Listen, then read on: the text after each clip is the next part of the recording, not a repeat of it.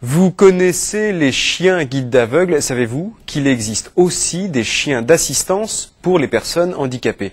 Labrador, leur travail et leur présence s'avèrent primordiales. Actuellement, une action est menée chez tous les buralistes de la région pour aider au financement de ces chiens précieux pour leur futur maître. Illustration en Eure-et-Loire, Pierre Ricali, Steven Pichavant.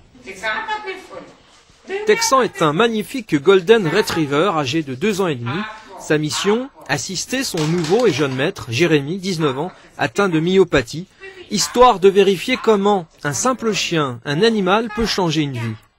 Il y a le point de vue, un aide pour ramasser les objets, ouvrir les portes, apporter le téléphone.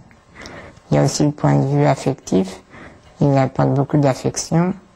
Puis il y a aussi le point de vue relationnel. Les gens font plus attention à nous avec le chien.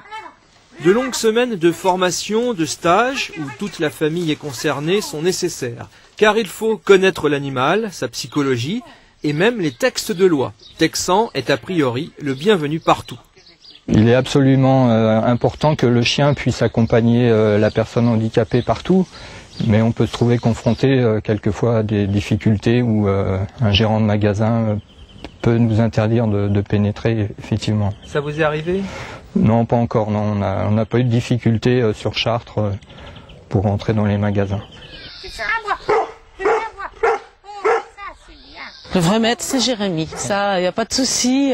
Il n'y a que lui qui a le droit de le caresser, de donner les ordres. Nous, on est juste là vraiment pour faire les choses que Jérémy ne peut pas faire, comme la toilette, etc. Le sortir régulièrement, parce que bon, quand il fait très froid dehors, c'est plus souvent les parents qui sortent le chien que Jérémy. Hein. Mais voilà, un tel chien coûte cher, près de 11 000 €, et les familles ne payent rien.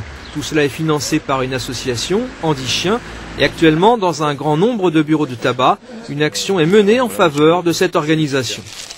Et nous avons lancé sur toute la fédération, donc sur les 7 départements Normandie-Maine, cette action de vente des t-shirts pour pouvoir remettre des chiens à des handicapés sur fauteuil roulant.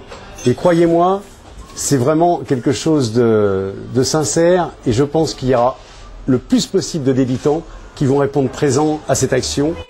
Et chaque année, ce sont pas moins de 50 chiens qui sont remis à leur maître par cette association qui est basée dans l'Orne, en Normandie.